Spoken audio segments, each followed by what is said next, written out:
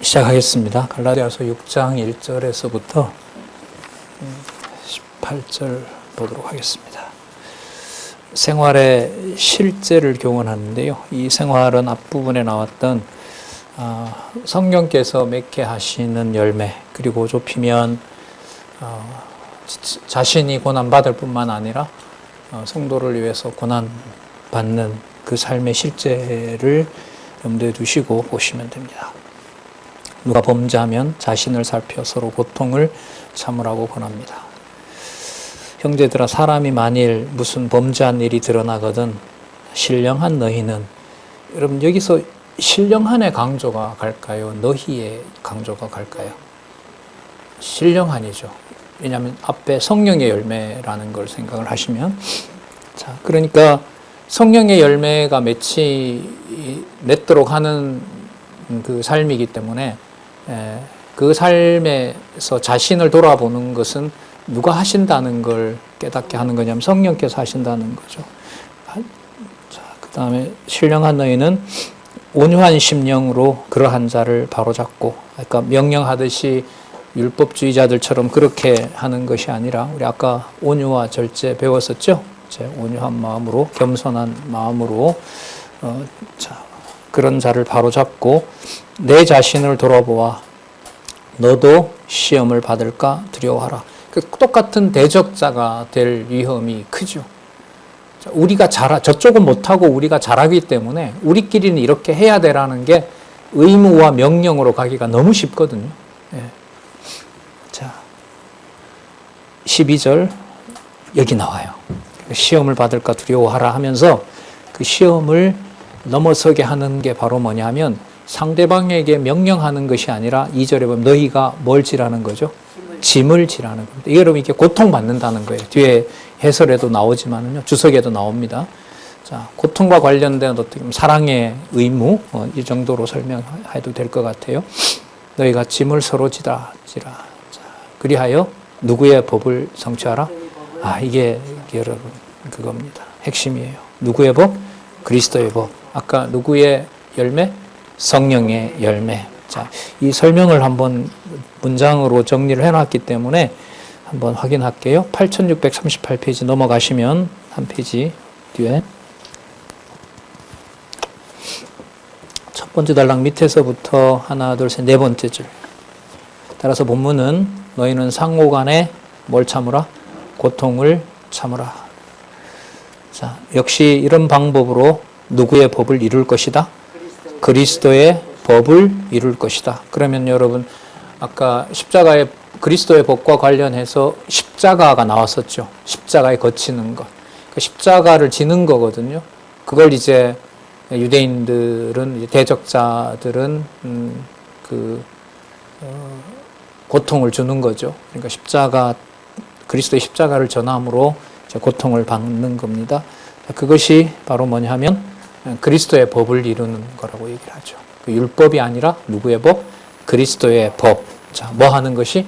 고통을 참는 것이. 그리스도가 아버지의 뜻대로 고통을 참게 된 것처럼, 그러니까 여러분 여기서 그리스도의 법은 그리스도처럼 살라 이게 아니라, 그리스도의 법을 얘기하는 것은 전적으로 자신에게 다가오는 모든 고통을 누구의 정한 뜻으로 달게 받게 된다는 거죠. 아버지가 정한 뜻으로 달게 받는다는 겁니다.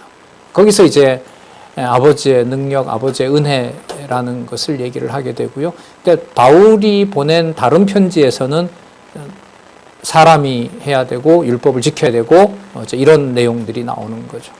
그리고 개인의 신앙 생활로 보면 복음을 듣는다 하더라도 성령께서 주관하지 않으면 내 유익과 또 남의 유익을 위했을 때는 내 지분을 챙기게 되는 거죠. 여기서 누구든 벗어날 수가 없습니다. 내 쾌락으로 가느냐, 이타적일 때 내 권리를 찾느냐, 내가 명령할 수 있는 여지를 가져오느냐, 여기서 어느 누구도 벗어날 수가 없습니다. 이걸 지금 넘어서도록 알려주고 또한 성경은 약속을 하고 있는 겁니다.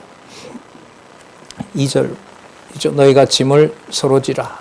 그리하여 그리스도의 법을 성취하리라. 이렇게 이제 뒤에 읽어봤고요.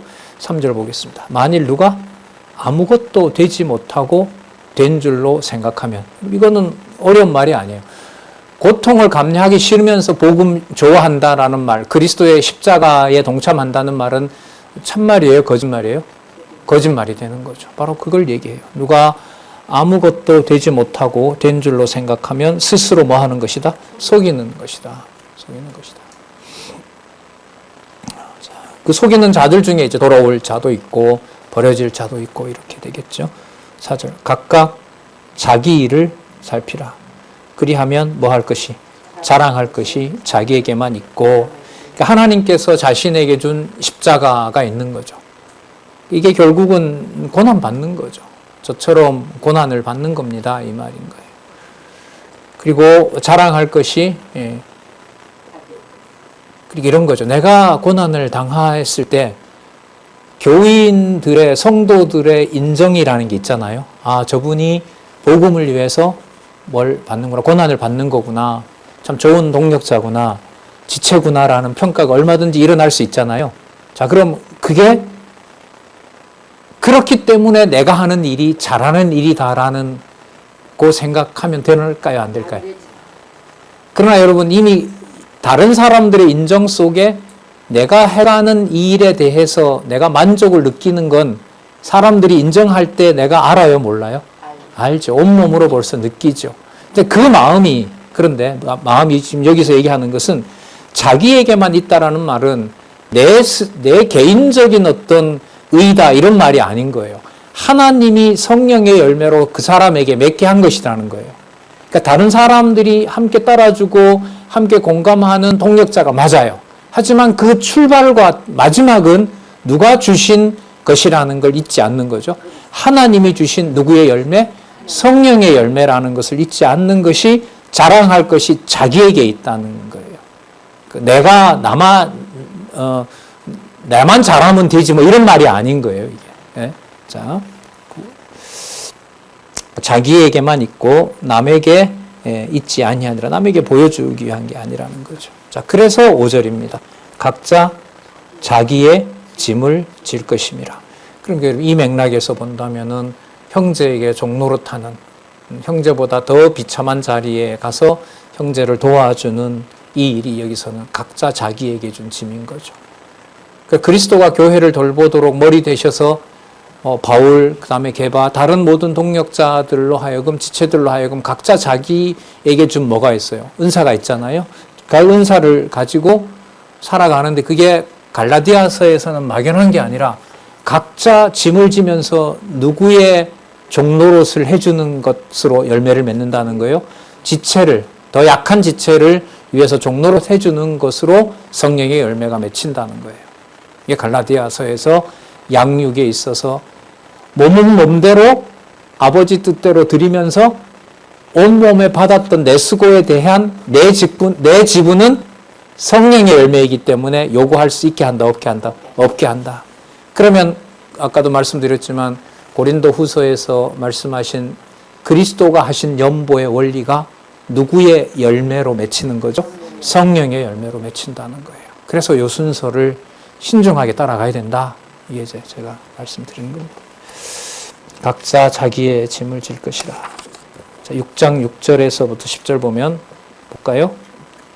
뭐가 나오는가 보세요. 그럼 이게 몸으로는 형제를 위해서 종노릇하는 거고요. 그 동력은 누구로부터 받냐 하면 바울로부터 보내온 말씀을 듣는 거예요.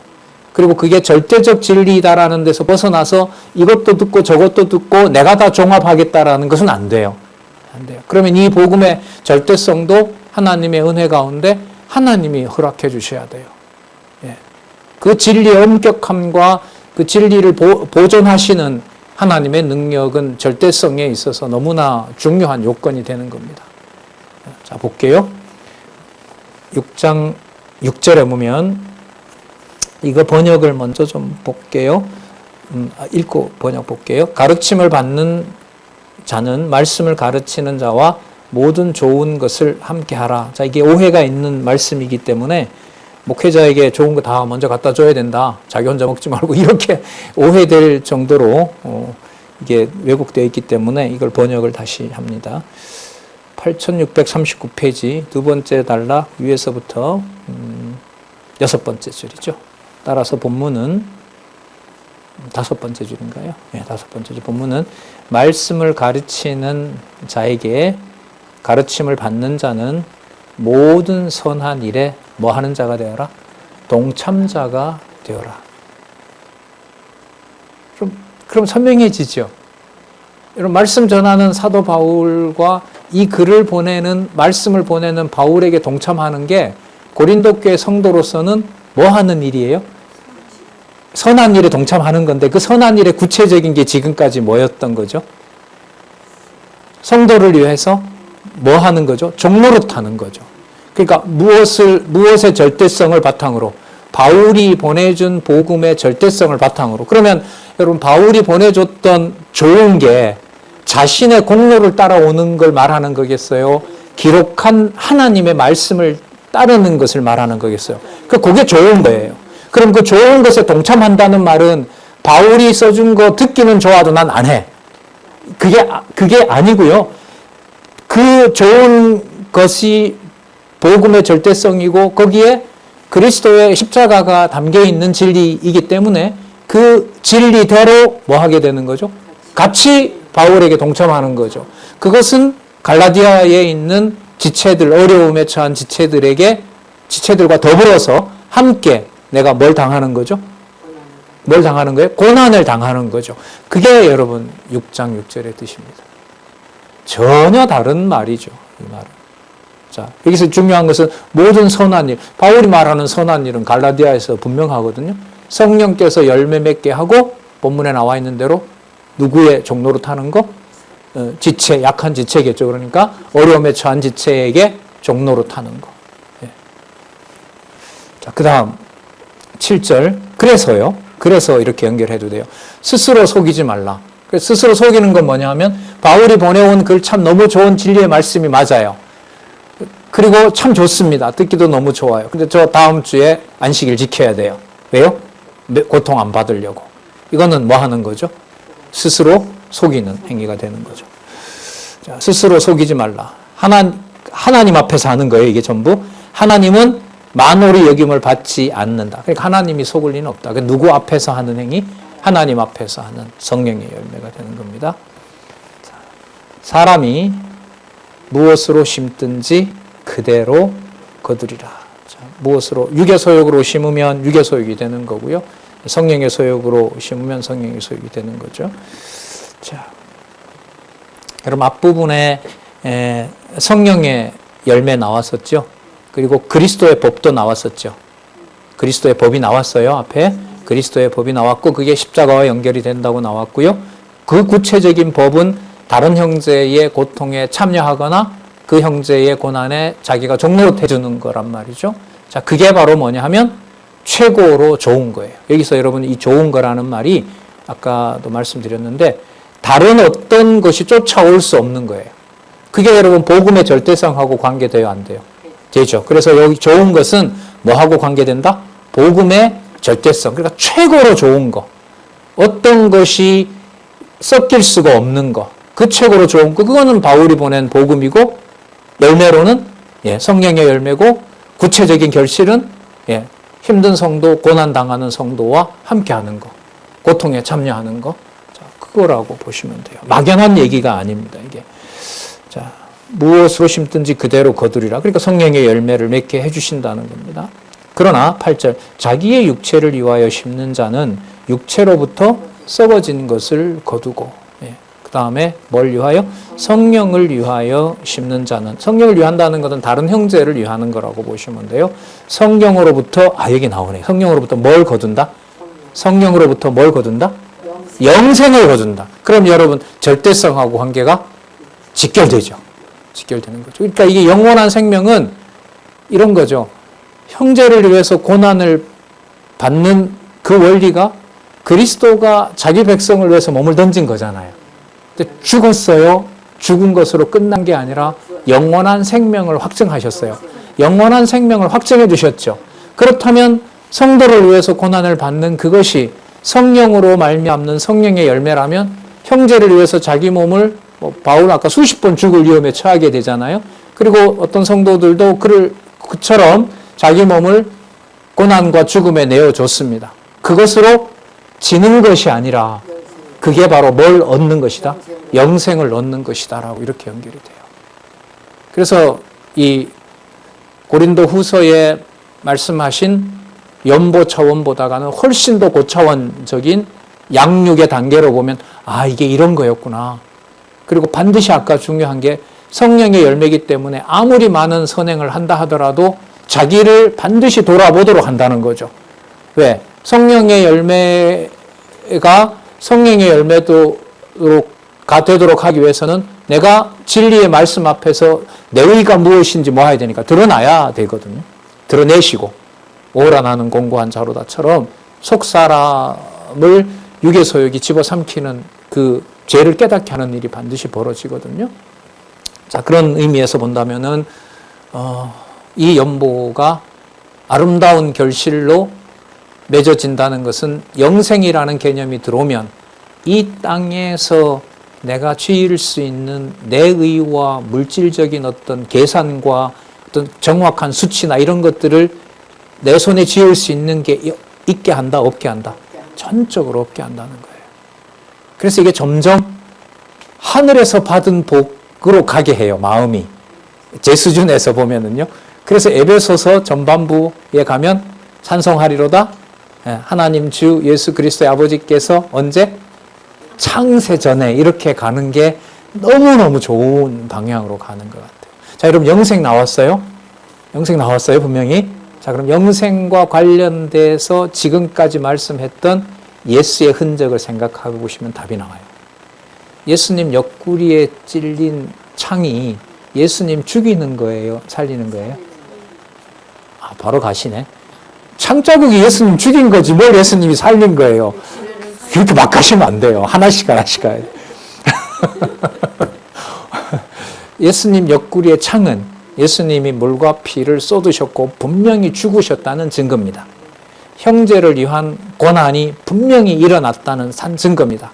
그 자체는 분명히 죽은 겁니다. 우리 눈과 오감으로 봤을 때는. 하지만 아까 영생이 나왔었죠. 하지만 그 죽으신 것이 아니라 아버지의 뜻을 이루고 하나님의 정하신 많은 대속의 역사를 완성하신 거죠. 그래서 그 사역을 그런 의미에서 뭐라고 부르는 거죠? 영생의 주가 되신 사건이죠. 성도들에게 그 일이 벌어진다는 것을 고난과 함께 십자가를 지는 그것을 갈라디아서에서는 그걸 아까 뭐라 그래요? 영생이라고 하는 겁니다. 자, 9절 좀 더 설명을 하고 그 다음으로 갈게요. 우리가 뭘 하면? 선을 행하되. 여러분 이때 선은 것은 아까 6절에 나왔던 좋은 걸 말해요. 그럼 이때 선은 다른 걸로 말하면 안 돼요. 이때 선은 바울이 보내준 복음의 절대성을 믿는 것과 형제를 위해서 뭘 당하는 거? 고난 당하는 거. 맞죠? 그것을 선이라고 하고 그 선은 뭘로 아까 보장을 해줬어요? 영생으로입니다. 이게 이렇게 치밀해요. 이게 아무리 이게 번역이라 하더라도 이 핵심 개념들을 하나님 중심으로 이렇게 모으면은 너무너무 이거는 우리 야곱의 사다리처럼 하늘로 가게 만들어줘요. 자, 우리가 선을 행하되 낙심하지 말지니. 그러니까 이만큼 수고했는데 한 사람도 안 돌아왔어요. 낙심하잖아요. 그죠? 내 수고가 다 물거품으로 돌아간 거죠. 그러면 영생은 아니죠. 아니죠. 그러니까 내 눈에 가시적으로 열매가 맺히지 않는다고 해서 그것을 아무 소용이 없는 것이다라고 말할 수가 없는 겁니다. 그런 의미에서요. 그 디모데 후서에 이렇게 공들인 아시아 교회가 갈라디아도 해당되거든요. 아시아의 모든 교회가 나를 다 버렸다. 어떻게 해요? 아, 이건 진짜 전 충격이었거든요. 그 목회 서신이라고 하는 디모데 전후서의 후서에 보면 이렇게 열심히 수십 년 동안 수십 번 죽을 뻔 하면서 온갖 정열을 쏟았던 아시아 모든 교회가 에베소 교회, 갈라디아 교회, 라오디게아 교회, 라오디게아는 어디죠? 하여튼 아시아에 있는 모든 교회가 나를 버렸다. 그럼 영생이 아무런 효과가 없는 건가요? 그건 아니죠. 자, 그런 의미까지 생각한다면 우리가 선을 행하되 낙심하지 말지니라는 게 좀 들어죠. 누구 일이니까 그럴까요? 누구의 열매이니까요? 성령의 열매이니까. 누구와 세우신 법이니까요? 십자가를 지신, 속절없이 십자가에 죽으신 그리스도의 법이니까요. 예. 피곤하지 아니하면 때가 이름에 거두리라. 지치지 않게 하신다는 거죠. 자, 10절. 그러므로 우리는 기회 있는 대로, 다른 말로 말하면 때를 얻든지 못 얻든지, 좋은 상황이든 나쁜 상황이든, 기가 죽건 기가 죽지 않건, 듣던 안 듣던, 자, 기회 있는 대로 모든 이에게 무슨 일을? 착한 일. 여러분이 착한 일과요, 아까 6절에 나왔던 좋은 것 있죠? 이게 헬라어로 같은 말이에요. 6절에 있는 좋은 것과 착한 일이 같은 말이에요. 그러면 복음의 절대성, 그리스도의 계시로 받은 말씀을 바울이 보냈다는 그 복음의 절대성, 그리고 다른 형제를 위해서 돌아오건 말건, 여기 있는 대로 기회가 있는 대로 돌아오건 말건 하나님 앞에서 내가 아까 절대성을 들었으니까, 영생이 보장되어 있으니까 자신이 성도들의 태도에 반응에 상관없이 자신의 몸을 지체를 위해서 종노릇하는 것, 그게 바로 뭐냐면 착한 일이죠. 그러니까 6절에 시작한 착한 일이 복음의 절대성으로 시작한 거고, 결국 10절에 오면 이 착한 일은 누구의 종노릇하는 거? 예, 그리스도의 종노릇, 성도들의 종노릇, 지체들의, 약한 지체들의 종노릇해서 고난을 받는 거. 자, 하되 그 다음 더 중요해요. 근데 이 일을 더욱 누구에게 하라? 가정교회예요, 쉽게 말하면. 가정교회에. 그러니까 내 친구가 방탕하고 있기도 하고, 가정교회에 알고 있는 지체들이 고난당하고 하면 여기에 육의 소욕으로 이 사람에 대한 안타까움보다가 진리의 말씀을 더더욱 필요로 하는 어디부터? 교회부터. 거기에 더 하기를 바란다. 더 믿음의 가정들에게 할지니라. 양육과 직결되죠. 다른데 하지 말라는 말은 아닙니다. 다른데 일의 우선 순서에서 가치에 있어서. 그러니까 여러분, 이 가정이라는 말이 이 말하고 어근이 똑같아요. 오이코스라는 말하고. 이 가정이라는 말이. 그러니까 하나님의 교회라는 말을 쓸 때 하나님의 집, 이게 오이코스잖아요. 근데 이 말이 제가 좀 찾아봤는데, 맞아요. 예. 이 가정들에 해당하는 이 말이 오이케이오스라는 말이에요. 그러니까 이게 무슨 뜻이냐면 가정에 속해 있는 교회, 이런 뜻으로 보시면 돼요. 그럼 분명히 교회 문제가 맞죠. 그러니까 여러분, 사도 바울이 편지 쓸 때 말씀 듣지 않는 자들을 대상으로 써요. 말씀을 듣고 돌아올 지체들에게 보내는 거예요. 후자 아니에요. 마찬가지인 거죠. 누구부터요? 교회 지체들, 가정교회의 어려운 가정들 보호해줘야 돼. 거기에 몸을 먼저 던지는 거죠. 자, 6장 11절에서부터 15절. 할례는 육체로 자랑하려 함이라며 십자가뿐임을 강조합니다. 자, 어느 정도 다 들어오죠. 이제까지 설명을 드렸어요. 내 손으로 너희에게 이렇게 큰 글자로 쓴 것을 보라. 여러분, 큰 글자 아까 좋은 거예요. 어느 것과 비교할 수 없이 최고로 좋은 거기 때문에 거기에 대해서 이제 꾹꾹 눌러 쓰는 거죠. 두 가지였다 그랬잖아요. 갈라디아에서는 복음의 절대성, 절대적 진리, 하나님의 말씀, 그 말씀과 또 성도를 위해서 고난 각자 받게 하시는 거, 그거요. 큰 글자로 쓴 것을 보라. 무릇, 자, 그걸 강조한다는 말은 두 가지를 경계하는 거예요. 바울 외에 다른 걸 복음으로 받으면 된다, 안 된다? 안 된다.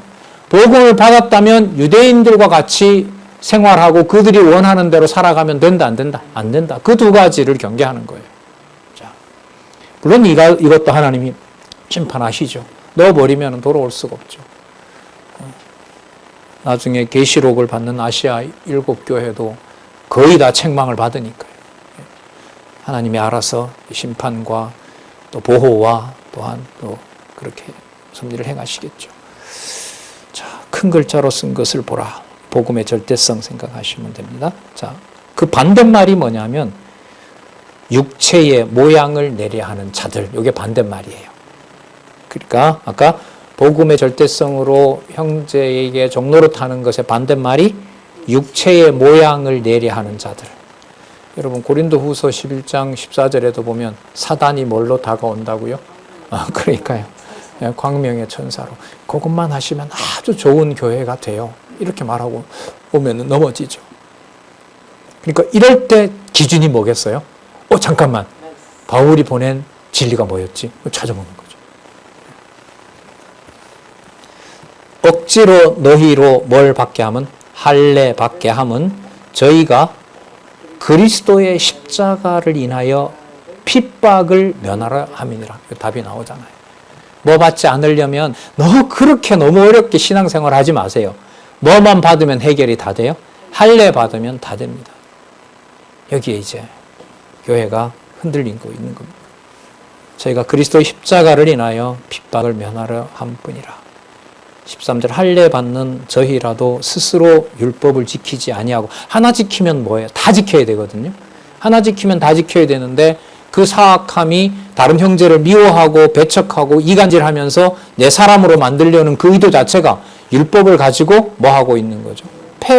당을 짓는 거잖아요. 그건 하나님 앞에서 바른 율법이 아니죠. 바른 율법을 지키는 태도가 아닙니다.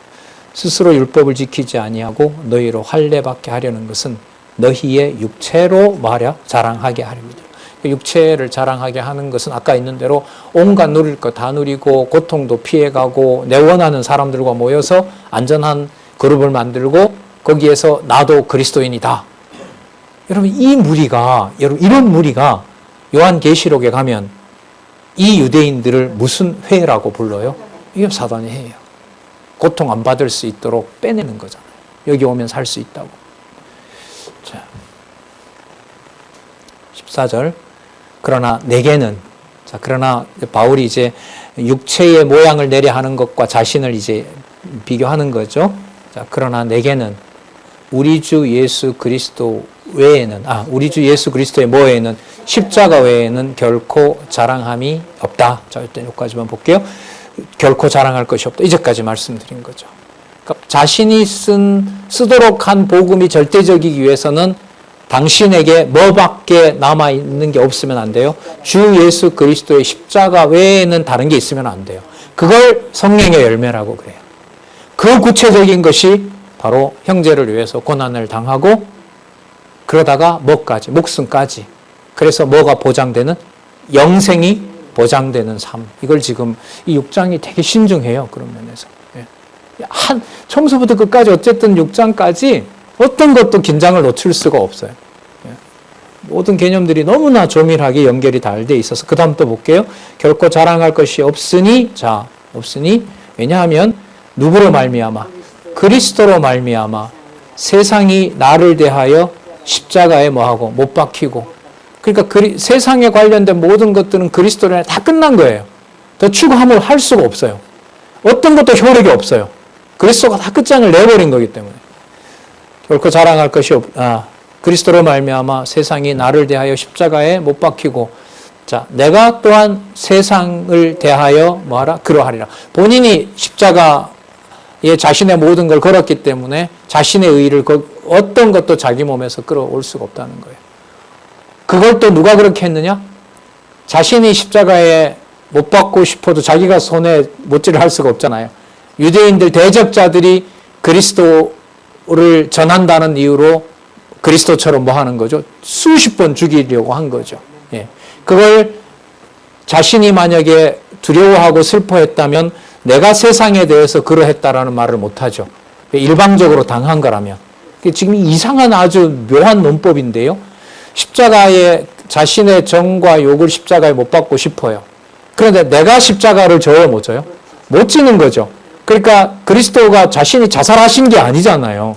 유대인들이 못 박은 거 아니에요. 마찬가지로 유대인들이 사도 바울을 뭐 했어요? 죽이려고 했던 거죠.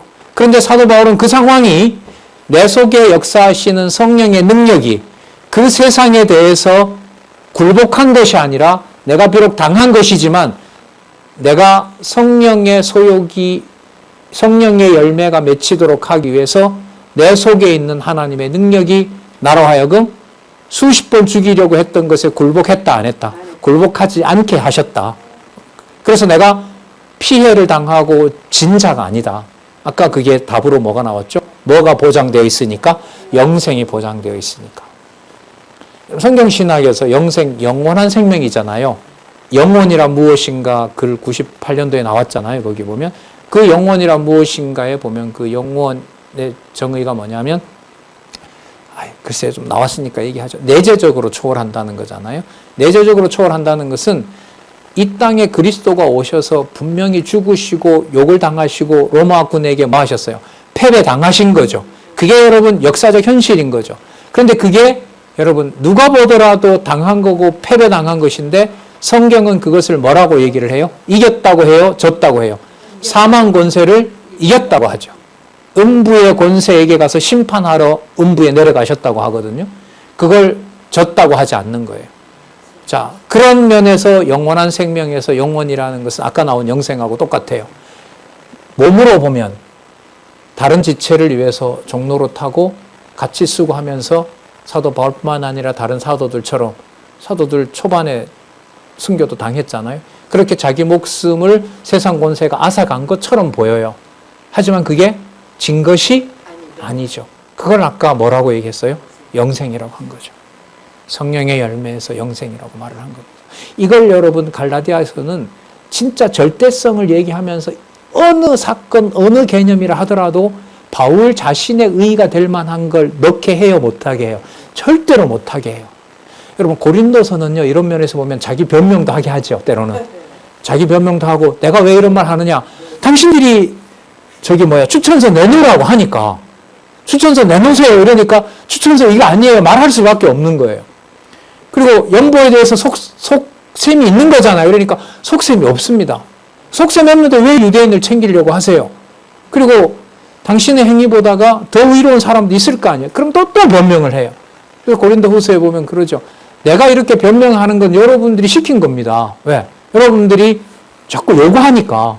그게 상황이 뭔지 자꾸 편지로 보내도 오해가 안 씻기고 하니까. 그런데 여러분 갈라디아서에 오면은요, 절대성이 시작이 됐기 때문에 이런저런 사도 바울의 이런저런 변명이라는 게 일체 필요가 있게 해요, 없게 해버려요? 아예 없게 해버려요. 이게 여러분 고린도 전후서에서 갈라디아서로 넘어오는 이 하나님 중심의 계시의 말씀의 양육은 어쨌든 크는 거잖아요. 그러니까 누구의 의지가 거의 전적으로 사라져버리는 인간의 의지가 사라져버린 거라고 합니다. 그 개념이 여러분 제가 이해한 바로 다음에 나오는 요 내용이 그대로 들어가 있는 개념이 바로 예수의 흔적 이렇게 됩니다. 그 내용 전에 지금 14절이 나오는 거예요. 다시 볼게요. 그러나 내게는 우리 주 예수 그리스도의 십자가 외에는 결코 자랑할 것이 없으니 그리스도로 말미암아 세상이 나를 대하여 십자가에 못 박히고 내가 또한 세상에 대해서 그러하리라. 내가 진 게 아니다. 성도를 위해서 내 몸을 던진 것이 그게 바로 영생을 내가 얻게 된 것이다. 당한 것이 아니다. 15절 할래나 무할래나 아무것도 아니로되. 자, 오직 새로 지으심을 받은 자, 그게 전부다. 새로 지으심을 받은 거, 육신의 조건으로는 설명할 수 있는 거 없는 거. 하지만 증거는 분명한 거. 누구를 위해서 고난에 함께하는 것, 성도, 지체, 아까 누구의 가정이라 그랬죠? 믿음의 가정들에게 자신을 던지는, 희생하는 그런 것이 바로 오직 새로 지음 받은 자뿐이다. 새로 지음 받은 자가 여러분 이게 바로 믿음이 왔다는 증거예요. 왜냐하면 이 믿음이라는 말에는 보면요, 새로 만들어진 인간 이런 뜻이 있어요. 그 헬라어에 믿음에 보면. 그래서 그 믿음이 온다라는 말은 갈라디아서에서 성령의 열매라는 것하고 직결돼요. 그리고 지금 여기 나오죠. 오직 뭐라 그러죠? 새로 지으심을 받았다. 그러니까 여러분 새 창조가 일어난 거예요. 아담에게 뭘 불어넣었죠? 흙으로 만드시고 생기 불어넣었죠. 그러면 그게 흙으로서 있는 것이 아니라 생명의 기운이 지배하는 살아있는 생명이 되는 거잖아요. 마찬가지로 성령께서 오셔서 하나님의 자녀들에게 일체 할래든 무할래든, 이 말은 이방인이든 유대인이든 어떤 인간적인 조건이 전혀 없는 오직 하나님의 은혜로 만들어진 인간. 그러니까 아담에게 불어넣었던 뭐처럼 생기, 하나님의 기운처럼 성령께서 살아나게 하신 그게 전부다라는 거예요. 그러니까 이 말 속에는 어떤 작은 것 하나라도 이 수고는 적어도 내 것이라고 할 만한 게 있다 없다? 전혀 없다는 거예요. 이게 여러분 갈라디아에서 말하는 복음의 절대성, 그리스도의 계시로 말미암는 절대성에서 지금 이제 맞춰갑니다. 6장에 와서 마치는 오직 새로 지으심을 받은 자. 여기에는 인간적인 어떤 걸 넣을 수가 있다 없다? 없다. 그런 의미에서 그 다음에 나오는 오직 나에게는 누구 흔적밖에 없다? 예수의 흔적밖에 없다. 몸에 맞은 여러분 채찍 자국은 현상적으로 보면 누구를 위한 거예요? 성도들을 위한 거죠. 하지만 그게 바울 거예요? 아니에요? 아니죠. 그래서 사도 바울은 뭐라고 얘기를 하냐면 예수의 흔적. 그러니까 여러분 예수의 흔적이나 성령의 열매나 그리스도의 법이나 다 같은 의미예요. 그게 만들어내는 주제가, 모아놓은 주제가 갈라디아에서 말하는 복음의 은혜, 은혜의 복음을 통한 양육이라는 의미인 거예요. 자, 그럼 그 나올 때까지 뜸을 너무 많이 들여가지고 빨리 가야 될 것 같아요. 할례나 무할례가 아무것도 아니로되 오직 새로 지음 받은 자뿐이라. 성령의 열매하고 관계되죠, 이거는? 예. 16절 축원하며 괴롭게 말라고 당부하고 은혜가 있기를 소원합니다. 무릇 이 규례를, 여러분 이 규례라는 말은 그리스도의 법이라고 생각하면 돼요. 본문에서 찾으면. 그리스도의 법은 아까 육체를 자랑하려는 법하고 반대말이라 그랬죠. 그래서 이 규례는 구약에 있는 용어를 쓰긴 했지만 이 규례는 아까 새로 지음을 받은 자들이 지키는 법이에요. 그러니까 누구의 법이에요? 그리스도의 법이에요. 누구의 열매예요? 성령의 열매예요. 그렇게 보시면 돼요. 이 규례를 행하는 자에게와 그 성도들이죠. 그 다음 볼게요. 누구의 이스라엘에게? 하나님의 이스라엘에게. 그럼 여러분 이 이스라엘은 육의 이스라엘을 말할까요? 진짜 갈라디아서에서도 얘기하고 갈라디아서에서 얘기했네요. 아브라함의 진짜 후손은 육으로 난 자들이 아니라 무엇을 동일하게 받는 자? 약속을 동일하게 받는 자를 진짜 누구의 후손이라고 한다? 아브라함의 후손이라고 합니다. 그런 의미에서 하나님의 이스라엘이라는 말은 약속한 대로 하나님의 자녀가 된 이방인을 포함한 유대인의 모든 하나님의 백성. 이게 바로 하나님의 이스라엘입니다. 이거는 맥락 없이는 해석이 안 돼요. 이거. 앞부분에 아브라함 얘기를 하면서 하갈과 여러분 누구죠? 사라? 그 얘기를 어떻게 비유로 보고 있는 예루살렘을 하갈에다 집어넣어버리고 하늘에 속한 창세전 하나님 자녀된 그 자들이 약속으로 받은 자녀라는 말을 했기 때문에 여기서 말하는 하나님의 이스라엘을 육적 이스라엘로 섞으면 절대로 안 돼요. 여기서는. 그래서 여러분 맥락과 그 내용이 너무너무 중요한 거예요. 자, 무릇 이 규례를 행하는 자에게와 하나님의 이스라엘에게 이게 참 묘한데요. 이스라엘 백성에게 규례를 줬잖아요. 그 규례가 시내산 율법이란 말이에요. 그럼 시내산 율법을 받았기 때문에 자기네들은 누구 백성이라고 자랑하죠? 하나님 백성이라고 자랑하잖아요. 시내산 율법 때문에. 그걸 어떻게 보면 여기서 사용하는 거예요. 자, 하나님의 백성이니까 율법을 받은 것처럼 누구로부터 법을 받았다? 하나님으로부터 법을 받았다. 그것은 누구의 열매를 맺는 것이다? 성령의 열매를 맺는 것이고 그리스도의 법이다.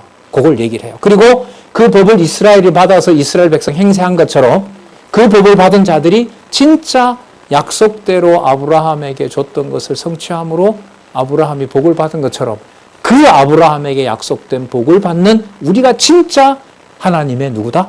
이스라엘이다. 그래서 여기에 규례도 들어가고 뭐도 들어가고 이스라엘도 넣은 거죠. 하지만 이게 구약에서 말하는 자기의를 세우고 혈육을 중시하는 그런 의미가 절대로 아닌 거죠. 성경이 이렇게 구약의 내용을 한 구절로 다 이루어요. 그러니까 쉽게 말하면요. 6장 16절 이 규례를 행하는 자에게와 하나님의 이스라엘이라는 말은 출애굽기 16장에서부터 레위기 전체라고 봐도 돼요. 왜? 규례가 거기 나오니까. 그리고 그걸 받았기 때문에 자기가 택한 백성 이스라엘을 하니까. 그런데 이게 누구를 통하여 다 이루어졌다? 그리스도를 통하여 다 이루어졌다. 인간의 혈육과 인간의 의지와 어떤 지적인 것 전부 다 없애버렸다. 십자가에 다 못을 박아버렸다. 그걸 그대로 가지고 와서 그리스도를 머리로 한 교회의 지체들, 이방인 지체들, 유대인 지체들을 설명할 때 요걸 쓰고 있는 거죠.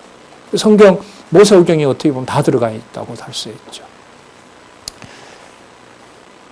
이스라엘에게 뭐와 뭐가? 평강과 긍휼이 있을지어다. 평강 예루살렘이라고 그랬죠. 여러분 긍휼은요 자비성이에요.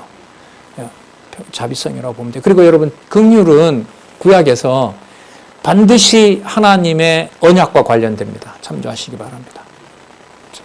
자, 긍휼은 반드시 신실성과 관련이 됩니다. 평강과 긍휼이 있을지어다. 이후로는 자 그러므로라고 돼요. 그러므로 지금부터는 누구든지 나를 괴롭게 말라. 나를 괴롭게 말라. 좀 괴로운 게 뭐냐 하면 사도 바울이라는 이름을 앞세우지 마세요. 이 말로 보시면 돼요. 그러니까 내가 글을 보냈다고 해서 이 글을 누가 보냈다고 하면 안 됩니다. 바울이 보냈다고 하시면 안 됩니다. 그러면 여러분 어떤 오류를 범하죠? 자기를 앞세우려고 했던 거짓 지도자들하고 똑같이 바울을 보게 돼요. 누가 보냈다고 자꾸 얘기를 하면 바울이 보낸 걸 봐라. 바울이 보낸 걸 봐라. 바울이 그렇게 얘기하지 않았느냐. 이렇게 계속 강조를 하게 되면 자기를 세우려고 하는 자들과 똑같은 거예요. 그렇기 때문에 누구 이름만 나와야 된다. 주 예수 그리스도의 이름만 나와야 된다. 그런 의미에서 내가 내 몸에 누구의 흔적을 가졌다? 예수의 흔적을 가졌노라. 그럼 다른 걸 넣으면 된다 안 된다? 누구 주어를 앞세우지 마라. 저 주어를 앞세우지 마십시오. 이게 가능하냐 말이죠. 20년 넘게 온갖 고난이 교회를 위해서 당한 건데 그게 여러분 단지 마음만 먹는다고 이건 전부 그리스도 것에 가지세요. 이게 돼요? 안 되는 거예요. 그래서 여러분 이 갈라디아서가 고린도 전후서 다음에 나오는 게 맞아요. 이게 그 연보 얘기가 눈에 들어오더라고요. 이 갈라디아서 때문에 이 연보가 실질적인 문제고요. 그 문제로 보면 이렇게 돼요. 고린도 후서에 끝나는 문제는 사건으로 보면 연보 문제예요. 깨끗한 연보를 하도록 하는 거예요. 갈라디아서의 문제는 뭐냐면요. 고난 문제예요. 복음을 받았으면 너도 같이 받는 게 당연하다. 고난을 받는 게 당연하다는 거거든요. 그러니까 여러분 단지 하는 연보가 뭐까지 성숙을 시켜요? 단지 금액을 가지고 물질적인 연보하는 거로 끝난 게 아니라 뭐까지 던지는? 몸까지 던지는 누구처럼? 8장 9절에 고린도후서 8장 9절에 있는 대로 부요하신 그리스도가 뭐하게 된 것처럼 가난하게 되시면서 다른 모든 지체를 뭐하게 한 것처럼 부요하게 한 것처럼 그 원리의 연속선에 있는 거예요. 그래서 예수의 흔적을 가졌노라 이 말 속에는 전 처음에 어떻게 했냐면 바울이 너무 고생하니까 저 좀 괴롭히지 마세요. 왜 이렇게 전했는데도 여러분들 모르세요? 제 속뜻을 모르십니까? 여러분 제가 지금 이 던진 질문에 보면 계속해서 누구 이름이 안 들어가면 안 돼요? 바울이잖아. 그럼 성경 잘못 읽은 거죠. 우리는 분명히 강론집 여기서도 보는 것처럼 성령께서인데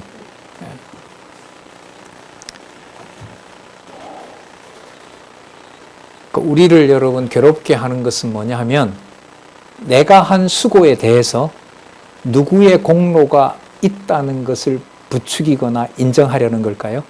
내 지분이 있다는 것을 부추기거나 인정하거나 인정하자는 제도를 만드는 거. 그래서 장로 권사의 조건이 되는 거. 제도권 교회에서는. 그건 여러분 바울이 얘기했던 예수의 흔적을 뭐 하는 거죠? 무시해버리는 겁니다. 필요 없다는 거죠. 나를 괴롭게 말라. 내가 내 몸에 예수의 흔적을 가졌노라. 그 말씀 드렸죠. 이 흔적이라는 말 영화도 나왔는데 스티그마라고 그래요. 흔적이라는 건데 우리가 보통 할 때 상흔이라 그러죠. 상처가 나면 그 자리에 뭐가 있어요? 흔적이. 그런데요. 이 보통 전통적으로 이때 예수의 상처는 상징적으로 뭘 말하냐면요. 로마 군인들이 찔렀던 바로 옆구리의 그 자국을 말해요. 그러니까 그게 여러분 바울로 말하면 바울 온몸에 있잖아요. 20번이나 죽게 된 온몸에 흔적이 있단 말이죠. 그게 딱 바울이 우리 눈앞에 있으면 너무너무 수고했다는 게 여러분 말 나오기 전에 보는 순간 우리 몸으로 확 다가오죠. 누가 참 고생했구나. 그런 거 그걸 보면은 바울을 말 안 할 수가 없어요. 진짜 저 권사님, 장로님 진짜 고생했다. 복음 지킨다고. 그런 분들이 있잖아요. 우리 지금 중국이라든지 북한이라든지 글쎄요, 북한에 탈북한 분들이 지금 한 3만 명 되는데, 그분들이 자주 오고 가는 어떤 그 자동차 그 정비소가 있어요. 거기 집사님을 아는데, 제가 아직 말을 못 꺼내고 있는데, 그분들 모임에 어떻게 하면 참석할 수 없어요라는 말을 한번 제안을 해야겠는데, 좀 글쎄요, 준비를 다 하게 하신 다음에, 어쨌든 여러분, 지하교회, 중국 지하교회, 예루살렘에서 수고하시는 선교사들, 그 다음에 아랍 지역의 난민촌에 하면서 또 복음 전하는 굉장히 많습니다. 선교 소식들을 보면. 어쨌든 바울을, 그런 사람들을 눈앞에 봤을 때, 바울이 그 몸에 난 뭐 엄청나게 맞았을 거 아니에요. 그 맞은 것의 상흔을 봤을 때 오감으로, 우리가 느끼는 피부로 바울이다라는 인물을 우리 눈에서 지울 수가 있을까요? 없을까요? 없죠. 그런데 갈라디아에서 말하는 그것은 바울 자신이 쓰도록 했지만 바울 자신으로 하여금 어떤 말을 전하도록 하느냐? 누구 흔적입니다? 누가 맞은 자리라고 하지 마세요. 제가 맞은 자리라고 하지 마세요. 그게 누구의 흔적입니다? 예수의 흔적입니다. 따라서 절대적 복음은 절대적 은혜, 누구의 은혜? 주 예수 그리스도의 은혜고, 전적으로 성령께서 내주하셔서 반드시 그걸 열매 맺게 하신다는 것. 이렇게 이해로부터 이 말씀을 여러분들과 같이 이제 확인해 갔으면 좋겠습니다. 예. 내게 안 되니까 어렵다고 자꾸 그러죠. 이대로 다 당장 살면 얼마나 좋겠어요. 바울조차도 쓰면서 강조하면서도 결국은 누구의 흔적? 예수의 흔적. 내가 내 몸에 예수의 흔적을 가졌노라. 예. 18절 형제들아. 맞네요. 형제들아. 아까 형제는 누구죠? 16절에 나왔죠? 이 규례를 행하는 자와 하나님의 이스라엘. 형제들아, 우리 주 예수 그리스도의 은혜가 너희 심령에 있을지어다. 따라서 은혜의 복음을 통해서만 양육된다는 사실을 갈라디아 교회는 교회의 진리의 절대성과 함께 그리스도의 흔적, 예수 그리스도의 흔적으로 은혜의 복음이 분명함을 우리들이 같이 확인했습니다. 다음 시간에는요, 예습을 일단 로마서에서부터 갈라디아서까지 교회 양육을 통한 성취 있잖아요. 로마서에서부터 고린도전서, 갈라디아서까지를 한번 묶어야 되겠죠. 아무래도 그죠? 한번 묶고요. 그 다음에 에베소서에서부터 들어가도록 하겠습니다. 저도 준비를 좀 꽤 해야 될 것 같고요. 여러분들도 개론하고 본문을 통해서 같이 좀 공부하셨으면 좋겠습니다. 기도하겠습니다. 하나님 아버지 감사합니다. 기록하신 말씀의 권위와 또 그 무한하신 긍휼의 말씀, 두렵고 떨리지만 생명의 말씀인 것을 이 시간 같이 생각해 보게 하시고 또한 고민도 하게 주셨습니다. 예수 그리스도의 흔적은 우리가 만들 수도 없고 따라갈 수도 없고 흉내낼 수도 없습니다. 간절히 원하옵나니 하지만 내주하신 성령께서 밝은 빛으로 기록한 말씀을 깨달을 수 있는 지혜와 명철을 주시고 시작된 가정교회와 함께하는 지체들과 더불어 그리스도의 흔적, 예수의 흔적의 비밀이 무엇인지 성령께서 이루어 주시고 성령께서 깨닫게 해 주시옵소서. 예수님의 이름으로 기도드렸습니다. 아멘.